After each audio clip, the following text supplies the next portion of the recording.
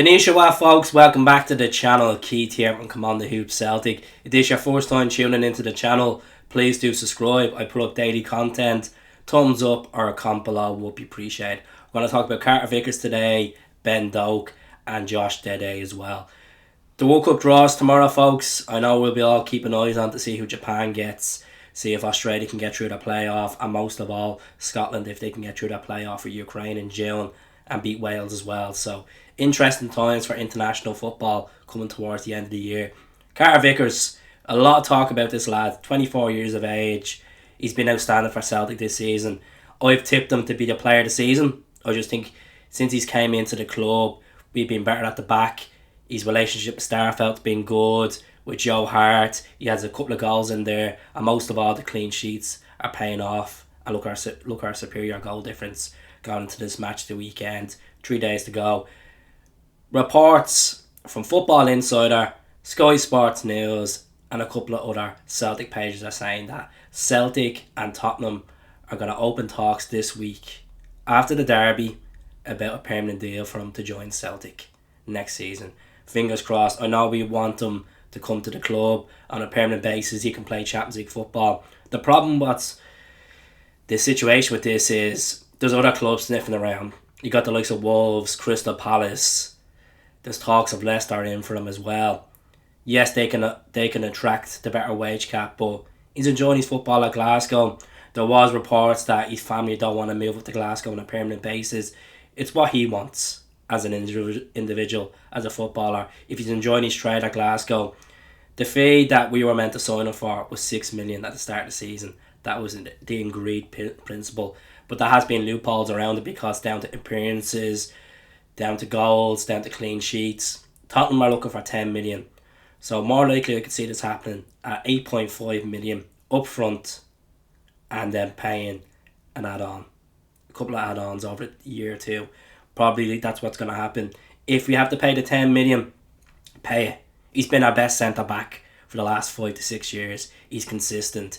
Look, he's a very quiet player off the field. You don't hear much from him. Does a couple of press conferences, but we need Carter Vickers on Celtic on a permanent, especially if we don't get Carter Vickers on a permanent. What Starfelt can be like next season is a case that he wheels Julian into the team and we're leaking goals. That could happen, and I don't want it to happen. So let's keep it straight at the back.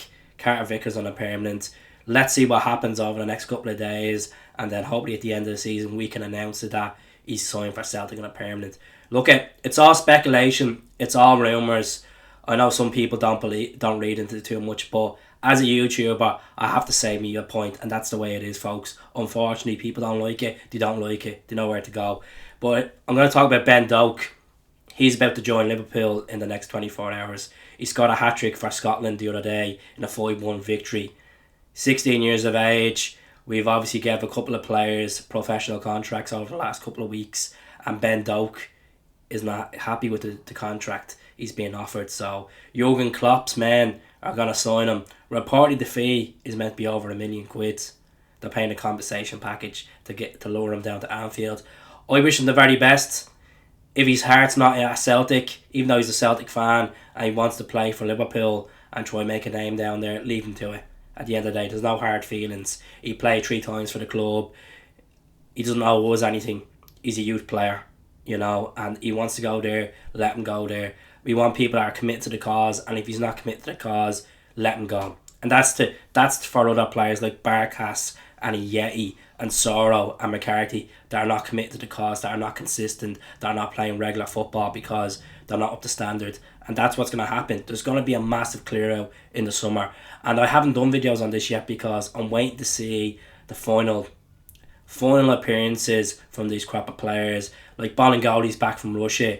We don't know if we're going to see him play. He played a warm-up match the other day against Motherwell with Julian and David Turnbull and so let's see what happens there.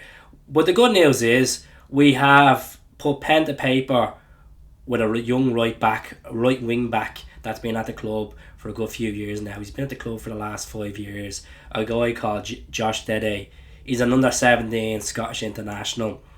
He's been playing quite well for Celtic under 17s, and he's played a couple of times for the B team. So Celtic and Michael Nicholson signed him on a professional contract. I'm delighted. At the end of the day, we are getting some youth players through. Ben Doak wants to go somewhere else.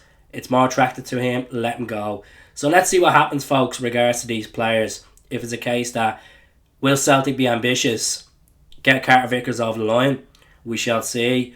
As I said in the channel as well, former players aren't going to make moves in the summer. You could see Tierney going to Real Madrid. You could see Dembele going to Manchester United. You could see Frimpong going to Bayern Munich or Leverkusen, Dortmund. And if these players go, we get a sell-on clause to it. So let's see what happens. I'm not putting my eggs in one basket on this.